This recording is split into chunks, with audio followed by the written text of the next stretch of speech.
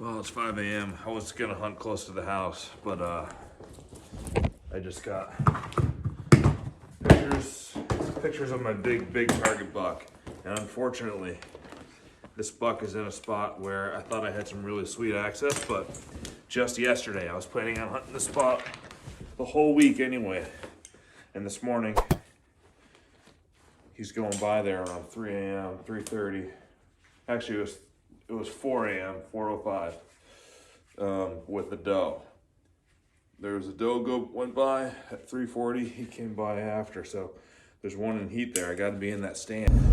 All right, so here's the deal. I am getting a little bit of a late start considering where I have to walk today, but I'm heading to a spot that I've prepped in the summer, and some really nice big bucks, including the biggest one that I've had my eyes on since June. He's a big 9-pointer. He's really heavy, and I had some access coming in from the tops, perfect access that would get me in there quietly and very short, probably 300, 400 yard walk. But yesterday, as sometimes happens, suburban hunting, wasn't able to get the access in. I was prepping for this morning because this morning had the perfect wind. It's one day before my dad and my buddy Scotland come down to hunt. So I wanted to get in there this morning anyway. I knew it was going to be cold with a good wind.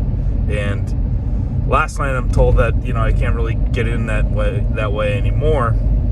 So I'm a little bit down on myself last night, and I go to bed thinking, like, where am I going to hunt this morning, and racking my brain for it. And I wake up, and of course, that big buck goes by at 4 a.m., going exactly where I would want him to go if I was going to be going in there with that access. But he's in there, and I haven't had him on camera in there in three weeks, maybe 4 weeks now. So it's rare that he goes by there. He's in the area. A doe went by before him. So I think there's a hot doe in there. I have to be in that stand. So I'm going to go in the long way in. It's probably more than a mile. And I'm hustling because I didn't set my alarm to wake up this morning thinking I'd have that long walk. So I'm going. It's game time. It's early November, and there's a doe in heat, and my big buck's moving. So I got to get into that stand. We'll see you guys up there. I got in here around 6:50 and got up here just in time for shooting light. It's now 7:30. It was hell getting in here. It was a long walk. It broke every branch, and I was sweating. And I don't really like hang on stand. I'm up here pretty high, but we'll figure out how to get down after I shoot this big buck if he comes through. Boy, this makes me miss my climber. I don't like having this open in front of me.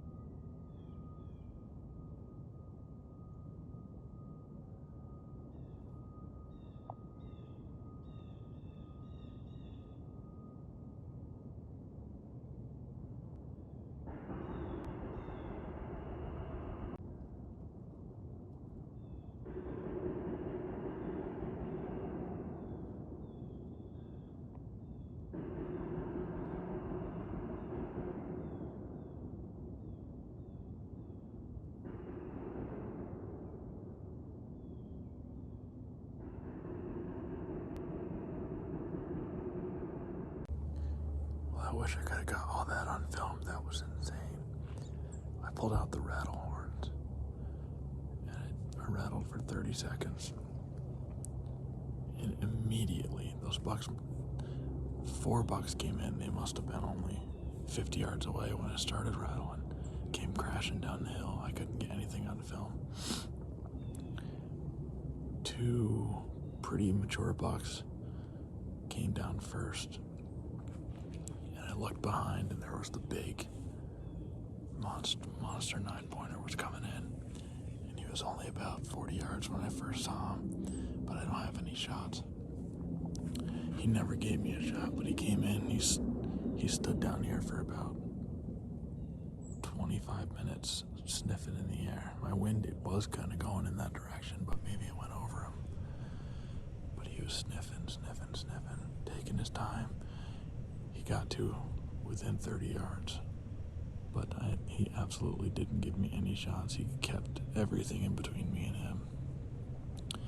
And the whole time that's happening, two other mature bucks are fighting up on the hill. I tried to turn on my GoPro. I don't know if it turned on. So, and then while he was standing here sniffing, a spike horn came up, so there's 4 bucks total. But anyway, he didn't spook. He just slowly walked up the hill. I watched him walk away. I did get a tiny bit of film as he was walking away. But I think he's just gone up there to bed. I rattled again, and spike horn came charging down the hill and just walked in front of me about 15 yards. But I don't think the big boy, he didn't pay any attention when those other 2 bucks were sparring. So maybe he doesn't care about the rattling. He's got scars all throughout his ears, so I know he's a fighter, or at least he used to be. But man, I am shaking just from that. 30 yards. I thought, he had to take another 10 or 15 steps in either direction and right into a couple of lanes, but he never did. He just walked straight backwards, but at least I'm in the action here.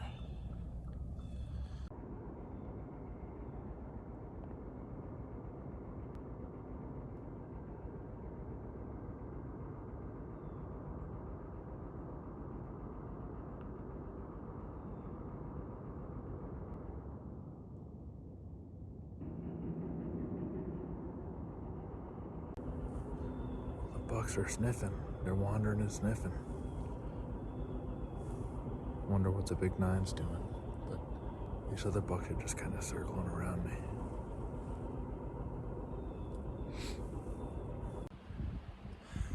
Well, it was unsuccessful. I mean, I probably should be there all day, but my dad and Scotland are coming tonight.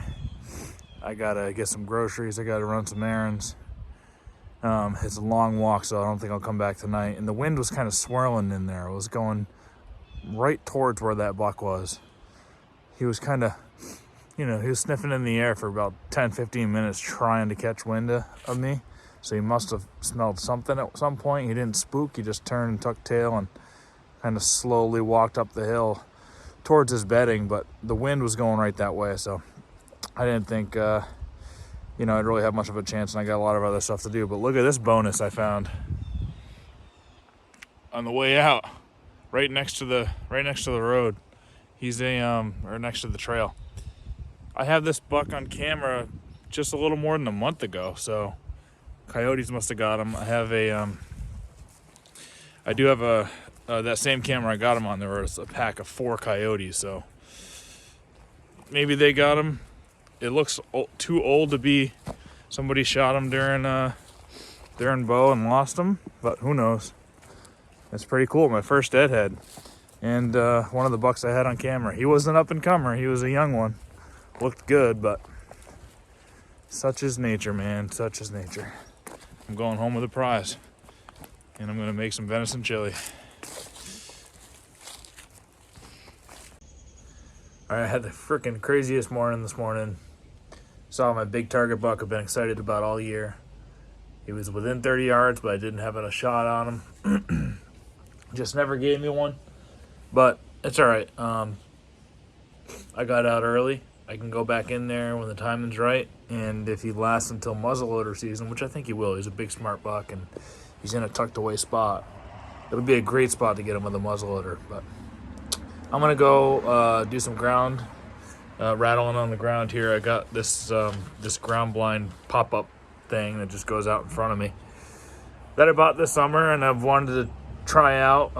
You need the right kind of terrain and features for it, and I'm gonna go get up on the edge of some CRP where I know that the buck's bed, and do some rattling and see if I can get one to come up to me. It's got to be big for me to shoot it, because I do want to save a tag for that 9-pointer. But there's a 10-point in this area. There's a couple of big 8-pointers. Depends on what happens in the moment. But I'll definitely shoot the 10. If it's the big 8-pointer, I got to see him up close, and maybe I will. So, hey, maybe I can be so lucky. First of all, knock on wood.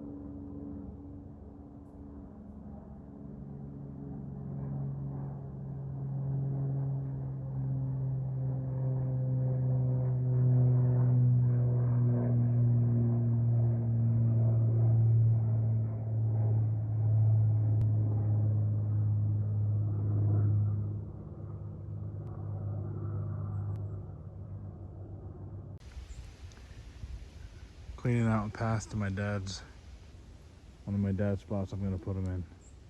I just had a doe and 2 button bucks when I was on the ground over here within bow range.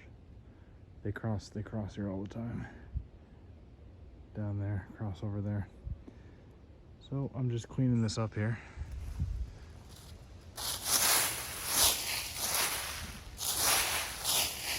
It's only about a 100-yard walk to the car.